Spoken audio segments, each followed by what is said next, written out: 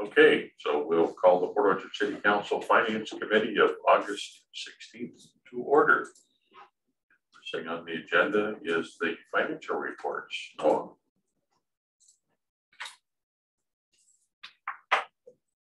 So checking back in this month, we're reporting on July sales tax first. If you look at July, we collected $668,000 this month, which was $63,000 more than our 2021 collections. Again, 10% above our 21 collections for July. Overall, 10% year-over-year growth on actual sales tax collections. Well on track to meet our budget target with 1, 2, 3, 4, 5, 6 months of collections still remain. So we're doing excellent. And over on the right, we've got to budget. On the budget, we're currently 43% over our budget. So again, we're changing up budget going forward. We're going to use the 3-year average as we discussed last time. So that'll raise up, shrink that going forward, but it's closer to actuals. Great. REIT, actually, July of 2021 was an anomaly, I would say, $505,000, where the $250,000 is still really good. It's a great month for 2022 numbers. The highest of the year. It's the highest of last year, other than that one, July. So it's the second largest in 19 months. But it's 255 less than the last year, so it's down over 50%. Fortunately, the budget is still okay compared to budget. Absolutely. Yep. 43% over our biennial budget. I think it was the mall. It was a couple big things that sold, and it's for that 500,000. And this is going to be important as we go forward. As we talk about REIT 1, how much we've already used. We've suspended all of it for our base stream pathway. Yeah. So we're going to need some more REIT 1 money coming into the city this year to complete our other acquisitions. It's possible that the real estate market softens, and so that next year we not to be too aggressive with that REIT money, because that's on real estate sales.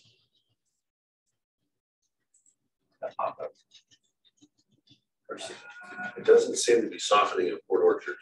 Yeah. Building everywhere. Yeah, no kidding. And then have to do it as swipe. Yeah, I just worry about how much interest rates are going to go up, though, from the feds. Yeah, mortgage rates haven't been affected much. It's about 5. I remember my first mortgage was a 10% ARM, and 5% is still phenomenal. Yeah, it's not the historic lows at 2.5 and below that we were for a period of time, but that was an anomaly. That was an anomaly. Yeah. And I know friends that had, in the 80s had mortgages in 12%, 12, 14, 15%, was not uncommon. So, and consumer debt up around 18 to 21. So it's all relative. This is different than what it was a few months ago, and everybody freaking out. So that's all we have for the financials this time, because I didn't have a chance to complete the monthly report, but we'll get that out this week. So look for that in your inbox. Overall, it's going to be, I think, the same message. Revenues continue to be strong, and expenses continue to come on budget. But look for that monthly report later this week. Okay. Any questions on that? Otherwise, let's go to utility rates. Did you want to talk utility rates or Congress first, or the community center? I'm just going to order. It's in order. The utilities is on the agenda next. That way, Rebecca can go home for the family, and Jackie too, to her grandkids. We see. So where we're at is Sean missed the last meeting, and there was some direction that was given to do some comparisons with F. I think was the latest alphabet, or J, or whatever our latest, which was totally a consumption model. Mm-hmm. But then everybody was like, well, how does this compare to the no change model? And we didn't have that data because we were only showing you the consumption model. So we could take 5 minutes to try to get through this. It's going to be a repeat for you too, but. Yeah, and give it to Sean, and then. Yeah, it was just, I mean, I read, is this the one? This is the package you got. Okay, so I've read through it already. Yeah. So you can go through it quickly if you want. Yeah, so the last meeting, we had the utility committee on the 9th, and then regular council meeting. We covered this material. Again, I think it's important to remember why we're doing this, right? That we developed a financial outlook that includes a 6-year capital improvement plan with all our water capital improvement projects, as well as continuing to fund operations, and then bringing in debt into the portfolio to pay for those capital projects. And then the other rate setting goals are to promote conservation of water, right? We want to continue to conserve water as water becomes more expensive. And another part of this goal is to create, increase our equity amongst our customers by adjusting the structure of the rates themselves. And so when we first set out, we achieved the financial plan with our standard structure, or our current structure, I should say, not standard, it's our current structure, and what would be required, what increase would be required to meet those goals. And we landed on about roughly $4 per bi-monthly billing, or $2 per month, with additional increases in between the tiers of roughly 4% once you move up the consumption tiers. So after we kind of went through that in the July meeting, I believe you were there for that, we said, hey, we're going to look at now an alternative rate structure that focuses and strengthens our conservation efforts more, and also meets the financial goals as well as all the rate setting goals. So I think I'll kind of be brief to move through these to the technical, but we can talk about it again offline or later on as you kind of really want to go about it. But we looked at several different scenarios, G through J, in comparison to our current structure. Again, this is a representation of our residential structure and our residential rates. And the important differentials here that we kind of changed was that for the residential structure, meter differentials will no longer be factored into the billing. Okay. It's that flat $53.50, taking everybody to one flat fee for them, regardless of what you have. So again, under our current structure, we have this $53.50 up to 3,000 gallons. Once you cross over that to 3,001 gallon, you move on to this 8150 tier, and then it's priced per unit plus the additional meter size differential. So now under our new structure, we're moving that as a part of the equation. This is then G through J down here. We lowered the 8150 threshold to 3,000 on this scenario, and then went to actual consumption for scenarios G through I. And we were playing with the tiers at that point as far as the consumption tiers. So there, you'll see that later on how they're slightly weighted differently when you move up the scale. And scenario J was the base fee plus actual consumption. So this is one that we've been talking about several times. And so we said, let's model it, see what it looks like. And so we did. Non-residential, same approach. We have our current scenarios and our scenarios G through J. Again, under non-residential, we are no longer factoring in units into the bill. And the meter differential table is going to change and be adjusted to the AWA standard, industry standard table. We want to represent what the AWA industry standard methodology is. You can see here, here's how we currently price in these meter differentials, and here's how the industry would have it priced in based on this 3/4 meter size as the starting point, as the base. All right, so let's get into the examples because it's where we really kind of get our heads wrapped around it. We're going to look at the single family, multifamily, and the residential, and then our non-residential, we have these categories here. So looking at the residential, we looked at different elements. Again, I think it's important to remember these are bill specific. Okay, these aren't all year long. This is a winter average bill. And under a winter average bill, the current scenario, you pay $89. You can see here to the right what G, H, I, and J you would pay under that particular scenario. So if you had 7,000 of consumption in the winter, you're roughly going to pay $89 currently, and as low as $79 under I. So below table shows the impact. So above we show the actual bill, below show the impact so you can get a quicker glance of the impact. I guess I'll pause right there. This keeps popping my way.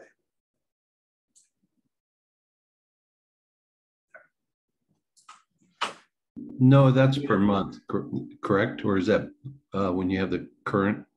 This is for a single bill. So it's 2 months. 2 months. 2 months. So it's 2 months. Okay, I was confused on that. Thank you. Yeah. And so we represent a winter average bill, a summer average bill, a high consumption bill, and then a duplex in the summer average, and as well as an apartment kind of bill. So you can start to see the impact based on scenario, and it's really driven again by consumption. So we can go back to that, we'll move on. Sure. Okay. We wanted to point out, because this has been an important point of the consumption model, is that as the second you cross over that 3,000 gallon tier to 3,001, that's when you immediately bump up to 8,150, right? And those are the customers that come into City Hall and talk to us about the inequity of our billing system. And again, we represent what those costs would have been under the different scenarios. I think it's also important to note here that when we look at the bills, 15% of the bills were at 3,000 or below, but that's a single bill throughout the year. It's not an average. And so then when we actually looked at the number of customers that averaged that less per year, you were under 3%. Okay, so this is just a single bill representation, but the amount of customers that are actually routinely under that low consumption is less than 3%. There's 100 households. When you say consistently under, that means that they're 3,000 or less, so they would not be affected by that 3,001 gallon. Correct. That $30, they're not the ones coming in, but many of our customers, though, we have a lot of people. 85%. They bump up, you know, in the wintertime, they're running along here 5,000 or less.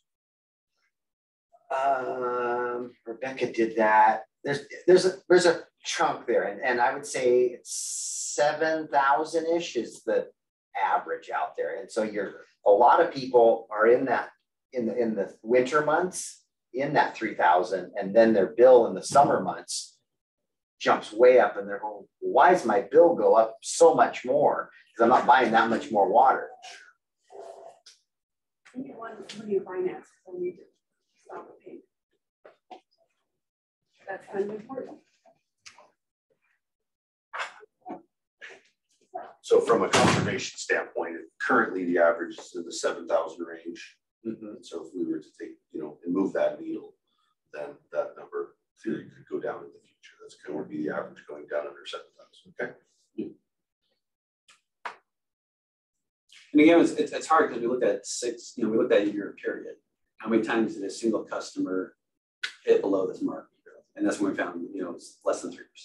So that means that 97% of your customers are always above that number, at least once or twice, right? So that means that 97% of your customers could have potentially experienced this, right? That one month they were 53, and the next month they were 1 gallon over, and all of a sudden they hit the 8,150. Well, so 1,500 per month, right? So it's not much water. Yeah, that's 2 months of consumption. Yeah, right.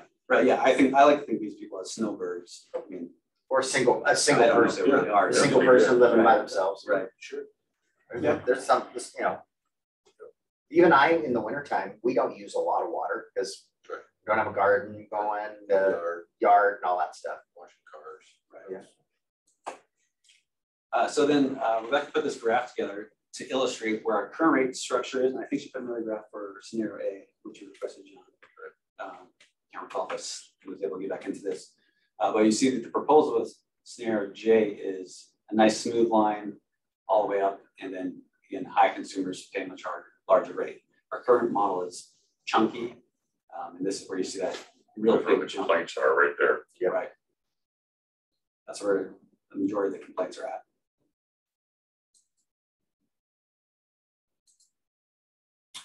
So then when we look at non-residential, again, a big factor of the non-residential that changes that it's not going to be per unit anymore. And you'll see that show up right here. When we talk about, when we look at the 4-unit office suite, currently 4 units, 3/4 meter, use 7,000 of consumption. They currently pay $326 on the bill. Once we change the structure to go away from the per unit, the 4 units that they're paying for, you see they're just paying for a base fee plus consumption. So that scenario where got an office building, it has a common bathroom, but we charge a base rate currently for each one of those suites, even though they don't have any fixtures in their office. And in the new model, it gets charged one base rate and then usage. So it's a positive impact for those small businesses that are least just an office space. Yeah, and I think this is the business-friendly change that we talked about, because again, those are the businesses that come in and talk to us about our structure. That, why am I being charged so much when I have a water jug? I'm not even using water. Well, it's business-friendly in the sense that it's changing significantly, but in reality, it is just being consistent across the board. Yeah. Based on usage. Yeah, massive inequity. Yeah, Equity, that's right. Yeah. Nobody drinks that much coffee. No. Well, and Without getting rid of any. if we travel this path, next year we're going to talk about sewer. It's also an equity in our sewer system too. We're charging a base fee in all of those accounts, and those office building owners, and they pass it on in the triple net charge to their tenants. But it is a major complaint that we get. So again, you can see, consumption is paying, higher consumption is really paying the additional cost. Sure. So here's a couple other examples that we had in other governments, particularly out of the government person with high consumption now. And this is where I think you can start to see illustrated the deal they're getting now, the savings they're getting now, the inequity of that customer now, because of their such high consumption. But again, they represent 1 unit. Right. We have community center and then some other commercial, again, another commercial complex, high units, and you see the impact, 16,000 is a low consumption number for a large facility like that. So overall, our results, again, we looked at scenario A, standard, our current structure, what the change would have to be, and then alternative scenarios, given different pricing points amongst the tiers. And staff have looked at this and felt that J was the recommendation we wanted to come forward with, which is the all consumption model. Again, the reasons why we felt this was the best alternative, because it achieves the revenue targets. And again, we forward tested that and kind of back tested that to see the reasonableness of this. It meets Department of Health's anticipated conservative standards and requirements, and empowers customers to conserve water and reduce their water bill. That's been something that customers have advocated for. Charges for consumption while providing a stable, financial base to the system, I'd say. And then it helps our billing system become in line with our peers and how they do it. Because our peers, as we showed in the July conversation, are all on consumption based. Here's a couple of charts I just put in for the benefit that were other requests. Is residential. It's under scenario J. Residential, again, this is a back test looking at 2021. If scenario J was in place, what would have been the impact? Okay, that's the scenario we're looking at here. And residential customers on the whole would have saved $14,000 For the whole year. Yes, for the whole 2021 year, residential as its full category net would have, as a group, would have saved. Now you're going to have people within paying more, paying less, right? And non-residentials would have actually paid more. Again, within the non-residential, you'll have different commercial office units that talk, they would have saved, but you would have those other high consumers paid more.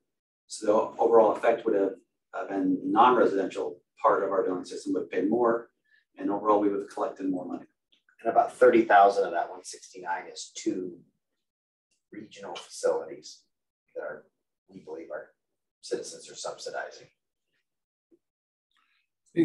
Noah, don't mean to interrupt for a second, but we talk about this as a consumption, that J's a total consumption model, correct? Yes. Then if you go back a couple of slides, we still say base rate, base fee. There's still a base fee so that we have a stable income source. Right. And then we have consumption on top of the base fee. This doesn't include anything. Yeah, there's no water included in the base rate though. That's right. Yeah, and that's what I wanted to double check on. Right. Thank you. Right. Yeah. Other jurisdictions will call it the buy-in fee because you're buying into paying for the system, but we call it base fee. So it's kind of base fee plus actual water consumption. Yes. Yes. Yeah. Yeah, and that's it. That sentence right there states it very well. So I know that question had come up. How does this look compared to residential, non-residential? Yeah. So I want to make sure we came back to that.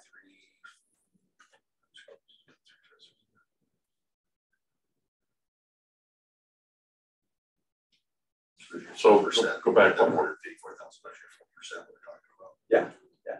Amazing how the math actually works out. I know. Check and balance. Yeah, because we would do it and then we go, how's this looking? Testing. Oh, that's actually the right number. Okay. Can you go back to that? Yes. Yes. Yeah.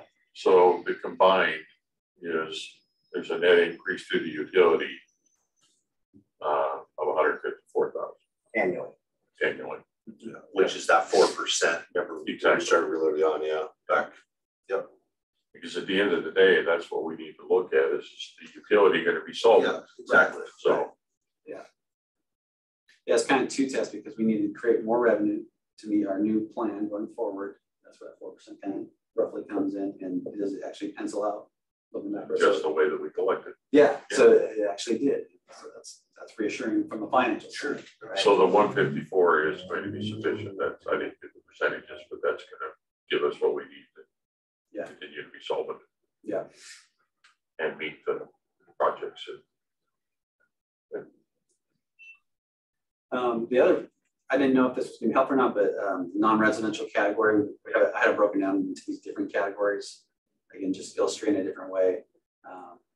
Commercial, again, this has a lot of those kind of office business suites. So the units change there.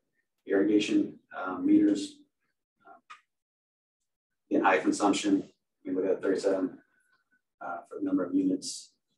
I didn't know if it's helpful, but I wanted to illustrate it in different ways as I could. And then Rebecca, okay, that's where it's at. So we'll go into this next one because I noticed. So when you say city on that one, that's us. That's us. Yeah. So we will contribute to the system as well.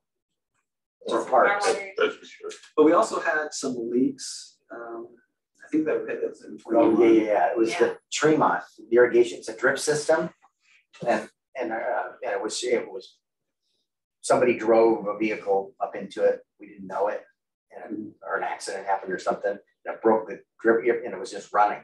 Yeah. So every time it was coming on, it was just running down the street, and it was a pretty significant amount of water. Yeah. So we're definitely going to, with these new rates, conserve. I think they should fix our irrigation systems.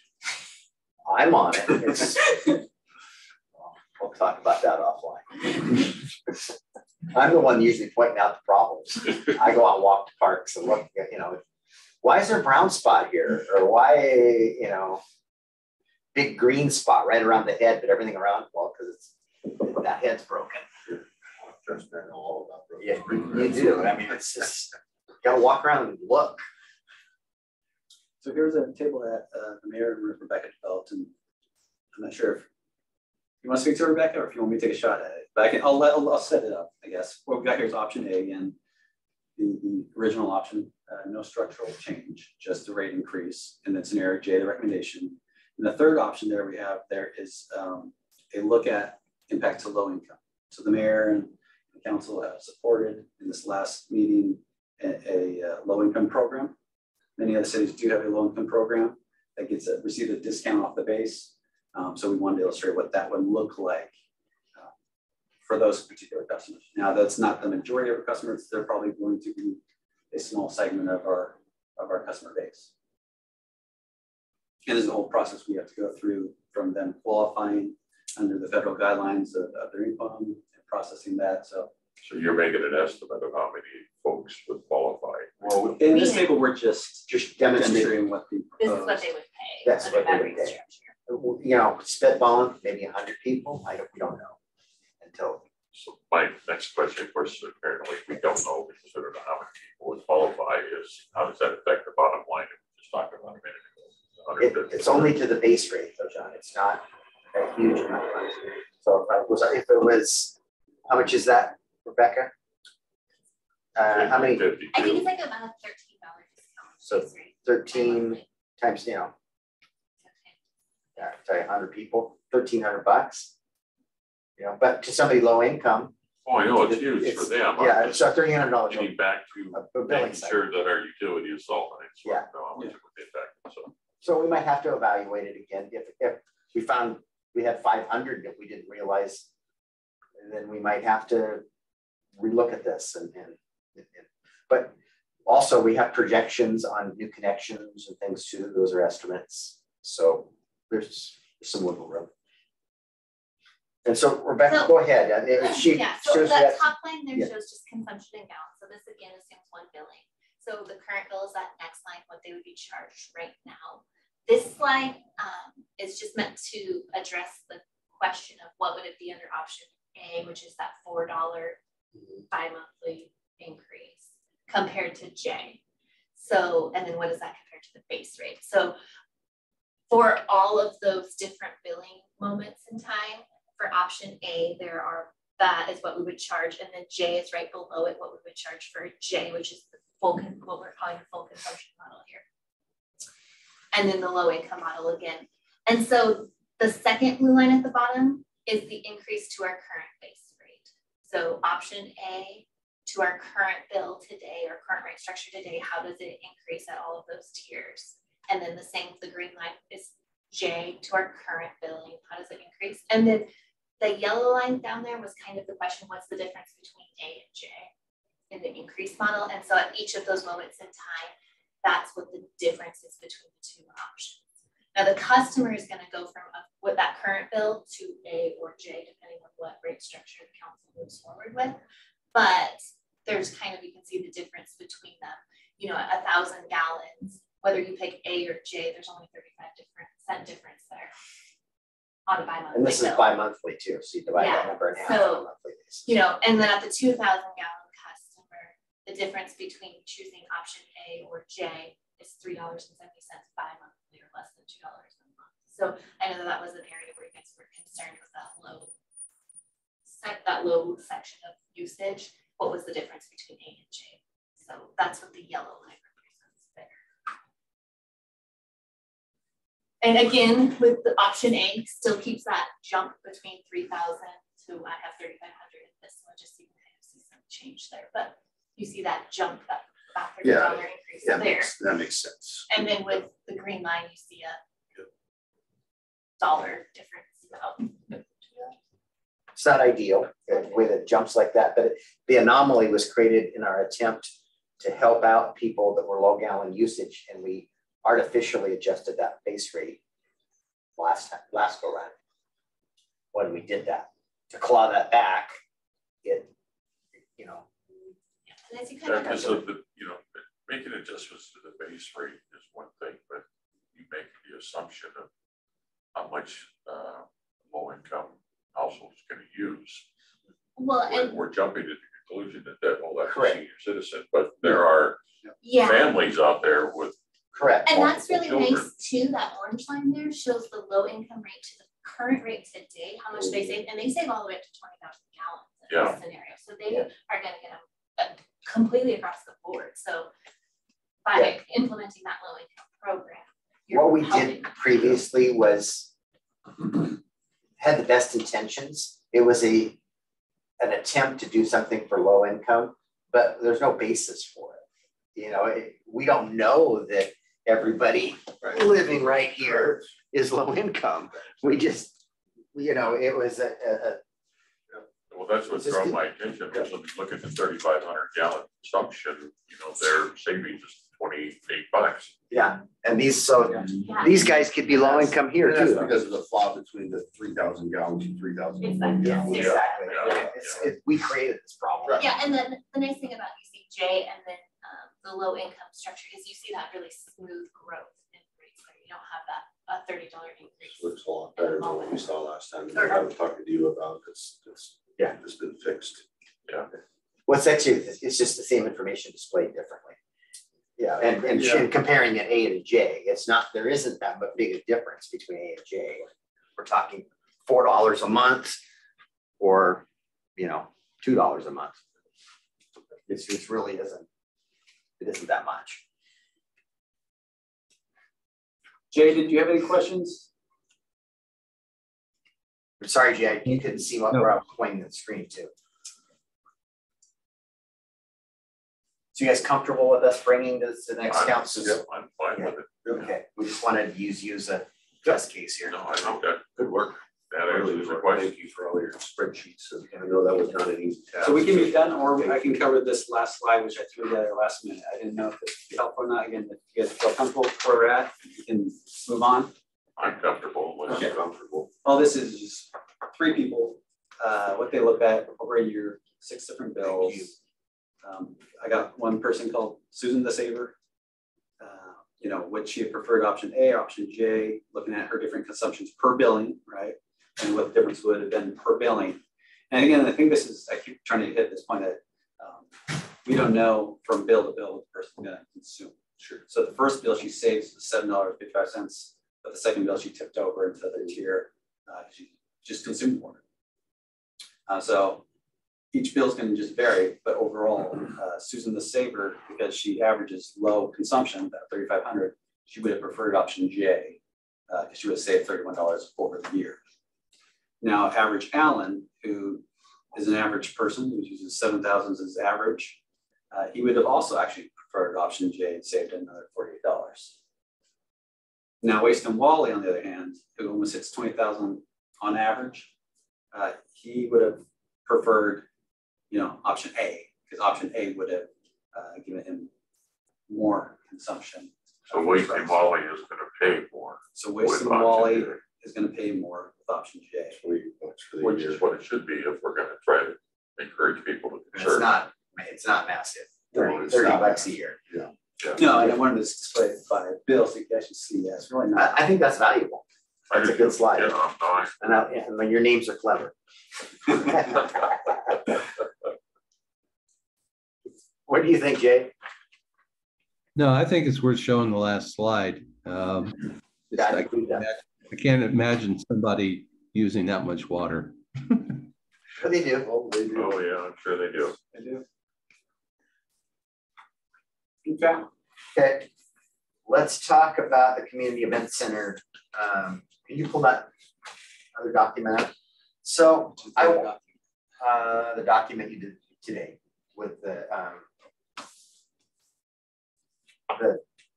expenditures on the community event center. You worked on that today. You and I we were in your office this afternoon. 3 o'clock. The notes I gave you. This, yeah. You know, I don't know if I say You don't know the, okay, I'll just talk to it. Okay, so where we're at is we had the seawall investigation. We were intending to permit the building by itself and come back and address the shoreline later, okay, which is one permit process. When we had the seawall evaluated, the bank building and the seawall are all tied together. And when we take the bank building away, the engineers say the first storm, the seawall is going to fall over because we're planning on building farther back. So the engineers are telling us and the designers, we have to rebuild the seawall when we build the community center, which puts us in a scenario we have to permit these 2 activities simultaneously that we didn't want to do. I wanted to wait on this body of work. Then I got the price tag for the permitting and the design work of $600 and I don't have my glasses here, $35,000. And I said, well, let's wait till our next budget process. I know this is important, but this is a big price tag. Well, the staff meeting on last week, Nick and Chris both shared with me, we're not in a good, so we're designing a building and we don't know how far so remember our presentation when ecology, or we got shared with us, we had the survey change and we had to tweak the building, okay? We don't have a lot of real estate left And we're designing a building. And if the tribes or ecology tell us you need to be 5 feet or 10 feet farther back, we got a problem. And if we continue to advance the designs on our building, PFD is not going to pay to redesign the building. So this process needs to catch up to where we're at, and hopefully we don't have to make any significant changes. So I'm here tonight because they're saying we've got to do this and we got to do it now to catch that shoreline piece up to where the building is. Is there any estimate on what the timing, like how long this will take to be able to have those answers? Well, it's a 2-year process for the Army Corps to review this. Whatever building designs on hold for 2 years. No, we'll be able to get indications as we advance concepts. There's going to be a process. Okay, this is what we're thinking, but formal approvals won't come from the Army Corps for 2 years on something on the shoreline. So where we're at is we had, what stole my notes. Yeah, sorry, I was trying to. Okay, he was trying to recreate it for Jay. Yeah. So remember in the 2 retreats ago when we had $3 million and we said $1 million to paving, $1 million to buy some land for a storm barn, and $1 million to support this project. Okay, of that $1 million to date, we have obligated and spent, and we budgeted and obligated $650,000, and we've spent $485,000. That's what Noah's putting up on the screen. So we have of that $1 million, $350,000 remaining. So I propose that we obligate that last $350,000 of the $1 million that because we've never budgeted or obligated. We just said, this is how we'd like to spend this money. So, and then in the next biennium, the other 285 would need to be included in the budget, and that gets the engineers going on the shoreline work. So how long do you think, and I know crystal ball a little bit, but because I absolutely agree, we need to get this level of confidence before we continue to spend money designing. So is that a year that we may have some confidence on what could be done? Well, this body of work is done next year. We're going to spend half this money this year. I would say a year from now. Yeah, that's a good estimate that we'll have our designs done. We'll have confidence where we can put everything else on hold. Well, it's not really so much putting on. We're just not advanced. We're waiting for approval. We've already got the building envelope, and we know what it looks like. And so that building envelope needs to change. And we hope not. Well, I know. That's what this process is. We hope not. That's why we can catch this process up with that process. That's what I'm saying. There's not.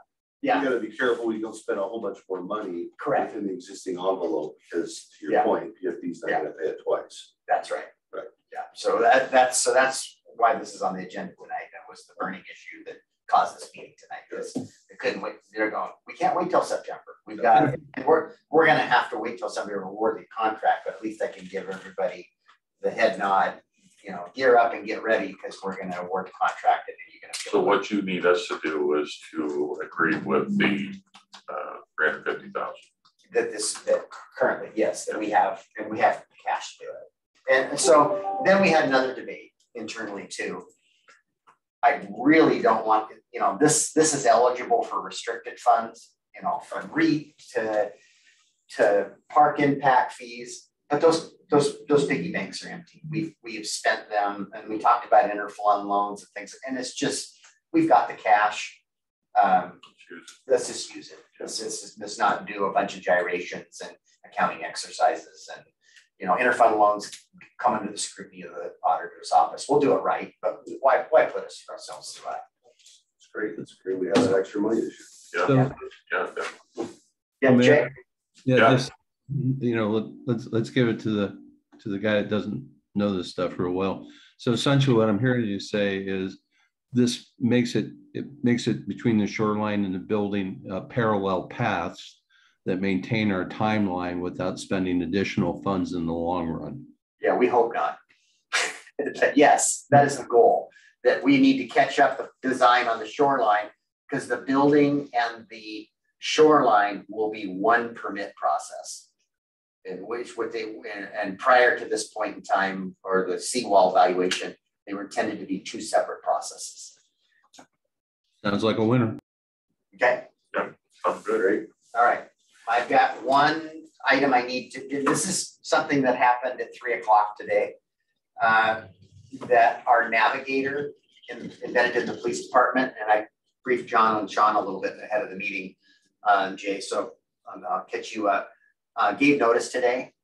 And really what we're seeing out there, anybody working in this realm is getting burnt out. She's gonna just step away and take some time for herself, and not sure what she's gonna do for a career after this. And she's really, really good.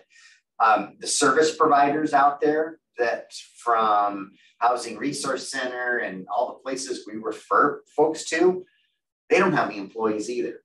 This is really, with the employment shortages out there, these jobs are really, really difficult to fill because they're very demanding and they don't pay very well. Well, I mean, the increasing requirement for more of these folks is yes, also impacting that.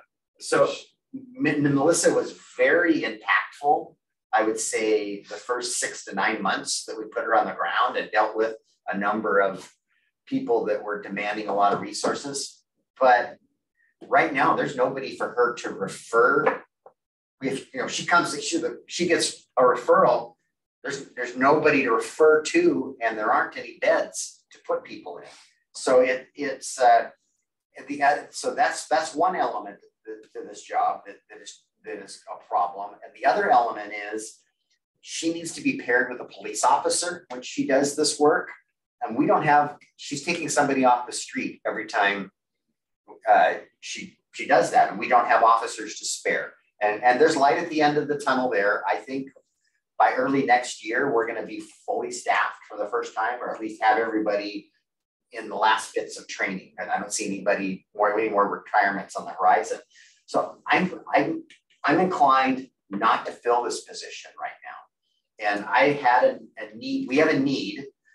We've got a candidate that we're about to fill our code enforcement job. We had 2 really solid candidates, and I was going to ask for another code enforcement person in the next biennial budget. I'm thinking we should shift these resources into code enforcement for the time being. I think there's still value in having a navigator in the future. It's just the timing isn't, the need and the timing isn't right now.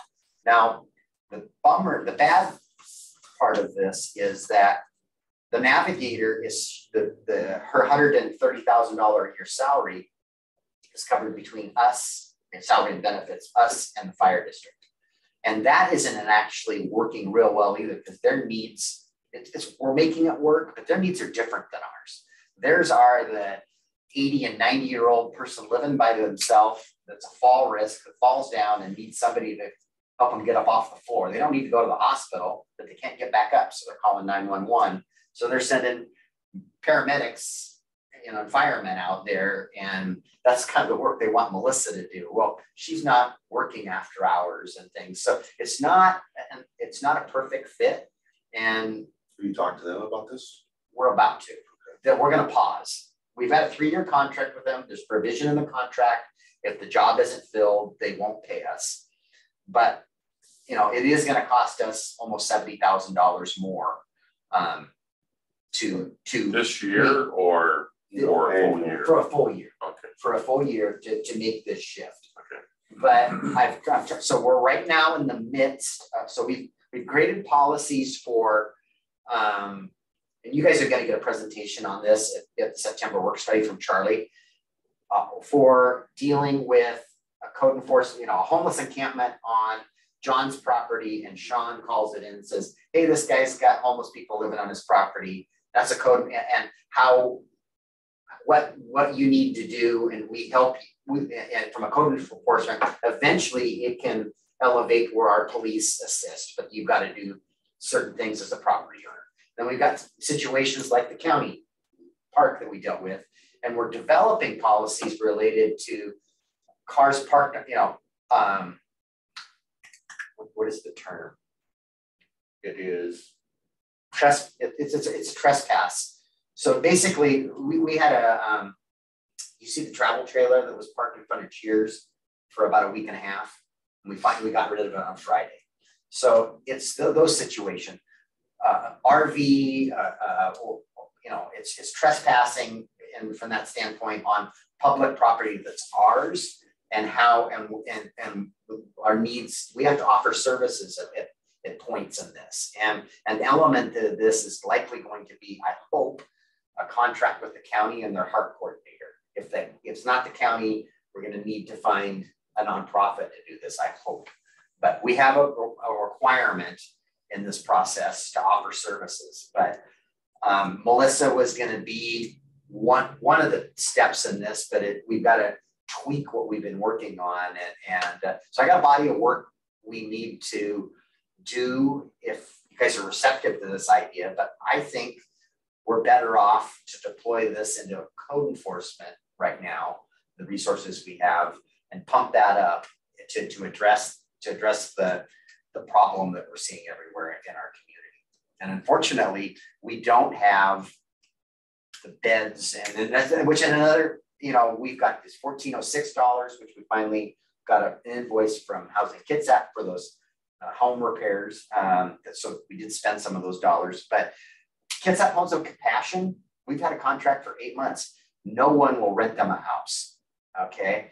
County, we didn't, Bainbridge and Paulsbo took their own 1/10.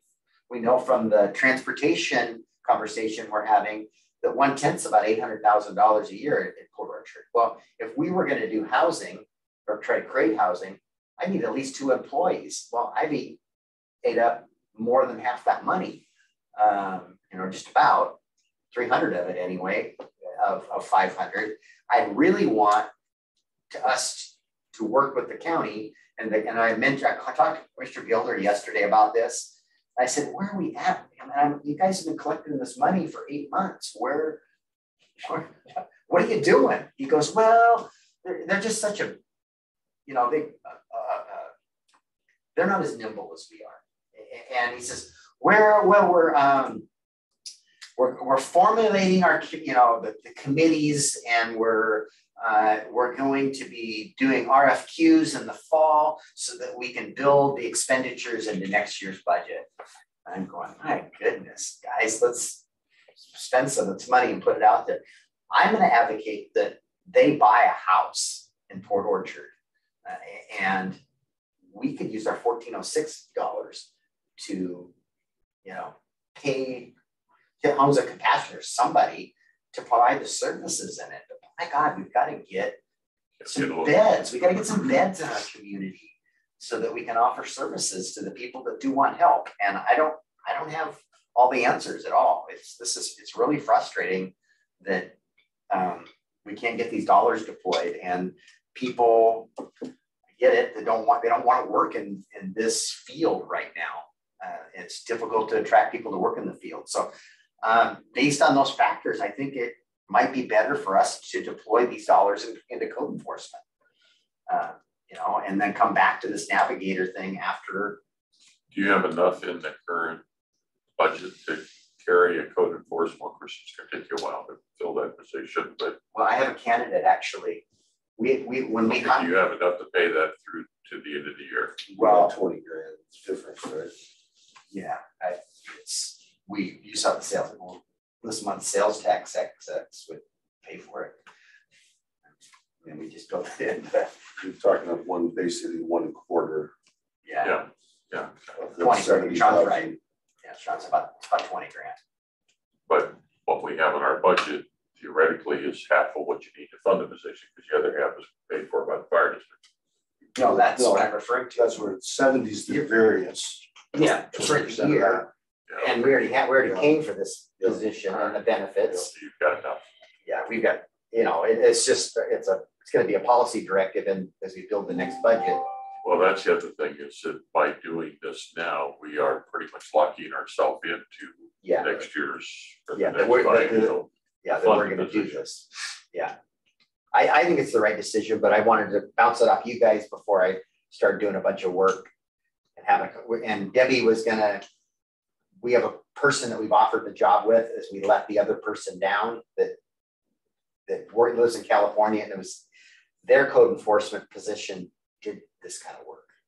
And so she has that experience, and just mentioned to her, we might be creating a position, stay tuned. Yeah, I think that maybe the way I would personally like to phrase this is I think we do need that second code enforcement person, just like what was going on in our city. And so just for the next 3 months, it gives us an opportunity because we have a candidate right on our front doorstep that we can hopefully get them and not lose them. And then we'll start having this whole navigator conversation again, right? It's not. Yeah, I don't want the navigator. Somewhere down the road, I see value in this navigator, but we got to have a fully staffed police department, and we have to have resources to refer these people to. And those two things beyond our borders.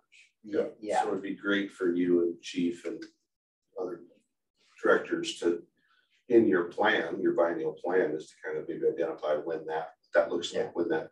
I think it could be a mid-year review item that we put into because it won't be realistic in January, but maybe it's a mid-year review item in the second half of the biennium to fund the navigator position back.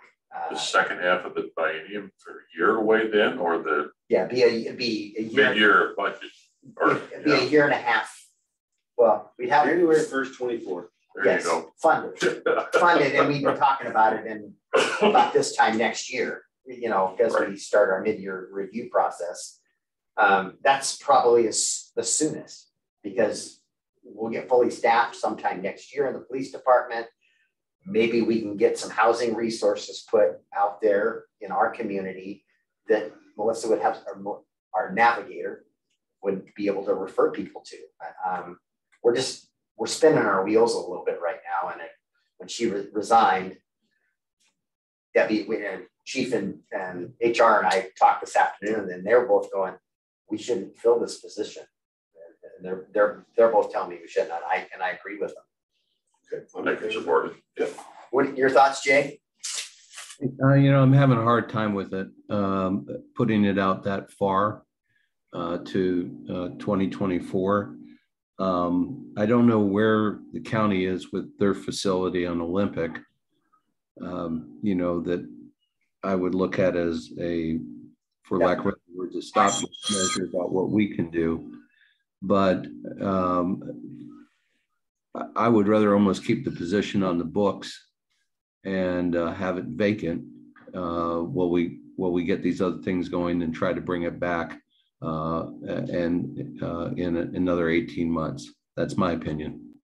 Well, we can try to leave it funded in the next budget if there's resources. Well, if that makes to me, there's a difference between keeping the position and funding the position.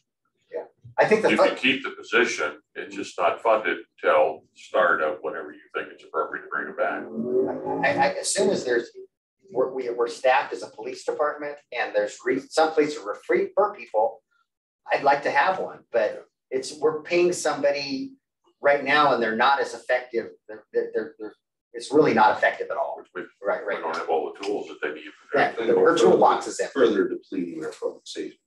Yeah, and I'm also having a conversation with our attorney and I don't want to do this, but if the county can't get their act together, do we fund our own 1/10? And we take it. Our citizens are already being taxed. The county's taking it. I don't know. I don't have room for more employees. I don't really want to start up a human services division, but somebody's got to put housing in Port Orchard. And if it's partnering with folks like, I don't know. No updates on Mount Hill timeline. Oh, they're pretty early still in the process. They've reached out to us to talk about the design requirements for moving a bus stop closer to the facility. So I mean, it's really early. Or I would say the soonest would be a year from now. That would probably be my guess. How many beds again? 40. Yeah, to me, that's that's right sized. That's what we got to have it. And to me, that makes more sense than if we could put more urgency on that than to go out and buy one house. I don't disagree, but the problem is our $1,406 have to be sent in the city of Port Orchard. The Kids at Homes of Compassion found me 3 houses in our urban growth area, but they can't lease them. Well, they could lease them. We can't fund it. The state statute says in our city. So I'm just trying to get creative. How can we spend be impactful, spend these dollars? We've got about $100,000 right now, $14,060. I like the partnership with the county with their, the program they put together when they were trying to get the park situation resolved. But every time it sounds like you talk with them, Rob, it sounds like everything gets pushed back farther and farther out, because that Olympic facility where you're saying a year from now, we heard that a year from now when we started the discussion on Veterans Park. Yeah, and Jay, I don't have a timeline. I'm just looking at where they're at in their process and going, I don't see it opening by Christmas. So, My impression is that they haven't even got the thing completely designed yet, so that they can go for all the permitting requirements. Well, which just is maddening to me. So they're collecting this 1/10 county-wide. Okay, they're sitting on a pile of money. And why can't they get out of their own way and deploy it to go buy a $500,000 house that I'm talking about? Is a drop in the bucket.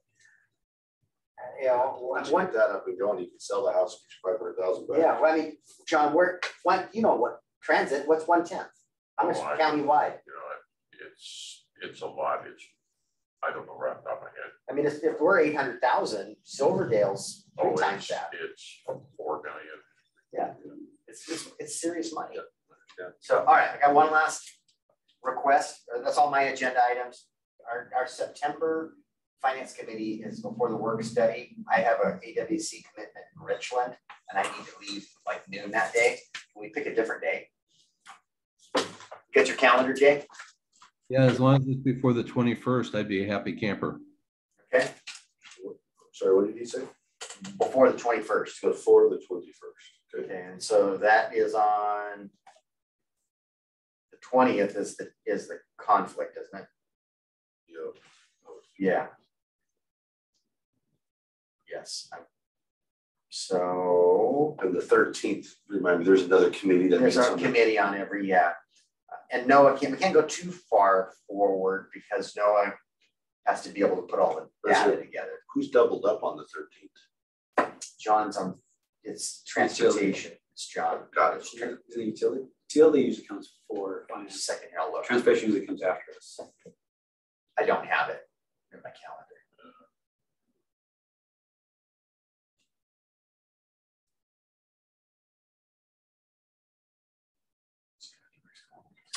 It's a little bit later in the month, right? So you So Jay, now we'll have the financials. Right. Yeah, John's got the utility committee on the 13th. So Sean and I have commitments on the 12th and the 19th. Jay, are you in town the 21st?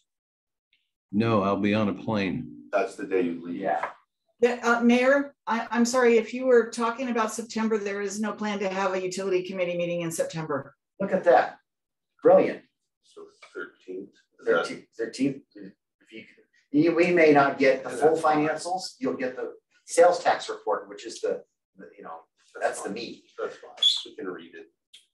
We might have it by then. Yeah. That's fine. 13th, if all of a sudden my calendar just got open. So 5 o'clock on the 13th. Sure. That Works for me. works for me. Jay, will that work for you? 13th sounds great. 5 o'clock? Yes, sir. Okay. Okay. I'll have no, you just need to update that. It's an invite from you. Yeah. And I do have a conference that week, so I'm gonna look at this calendar. It should be okay to start it. If it gets too complicated, we don't have one. Well, now Specifically that you guys want brought back to the 13th, because 13th won't have the financials. We might have the sales tax. It might be a quick meeting with just sales. And if it's just a sales tax, we can email it out. absolutely. We could do that easily. Let's just see what happens between now and then. If there's anything meaningful that we need to have the meeting. It's easier to hold the date and cancel it a week out than it is. Oh, we need to have a meeting and all our calendars got full. And then just a quick follow-up question while I got everybody. We presented the TBD ordinance at the last meeting. I don't know if there was discussion, questions, anything that you guys wanted to change to further come back. All really was is that it was in there. You already shared the timeline. Right. Jay had asked a question. Could we delay this and still collect the money at January 1st? And I said no. Yep. So those were the dates to meet, having money January 1st. And to follow up on John's question is we would not actually, I talked to DR today. So the soonest we would actually receive money coming in would be March. Okay. Even if it was effective January. So it's 2 months. Yep. It's 2 months in arrears then. Yes. Yeah. Just like all Pretty much normal. Yeah, it's normal. Right. So Yeah, we would get January's and March. That's great. Shocks me, but that's great. Well, yeah, so you might get a little March, but really April's by the full month. But Well, usually, DOR's been so anal about, we gotta have so much time to notify the businesses, they have to have so much time to collect, we have to have so much time to change all of the, so it takes forever for them to implement something like that. Yeah. Great, March is wonderful. Well, and we awarded the contract for the design for Bethel Phase 1, and you saw my communication. People. Well, that's what I point to I when thought that people, was a great response. Yeah. Yeah. Hey, we're doing what we can, but it doesn't happen overnight. Yeah. And She seemed to be satisfied. she was. We had some back and forth. Actually, I didn't share with you guys. So, and I'm speaking at the merchants next week, and that's going to be one of the things I talk about. Community center, and that is what I'll talk about. So we've got some a press release dialed up. I shared with you guys a couple social media posts. Yeah. Great. I think it's the fairest way to pay for this, because the South Kitsap community pays for this, not just the residents of the city of Portland. Anything else for the good of the agenda? Yeah, so the vote would be on the 27th, correct? For the TBD. I don't know about that. I can't remember. I think so. I think it was the final meeting of September. Might think it could be. I think we had the utility rates and the TBD teed up for that meeting. So they're both because we'll talk about utility rates one last time at the next meeting. And then, so both of those action items will be on the agenda. But I think they're both, particularly the utilities, we've touched this a lot. Yeah, I'm not sure what else we could have done differently, and I think it's the right thing to do personally. So, but still, there's going to be unhappy folks. See, Can't please everybody. Yeah. That's why Sean gets big bucks to make this decision. So, as your proxy. all his fault. All right, anything else for the order? Okay. Meeting's adjourned. All right, enjoy your time away.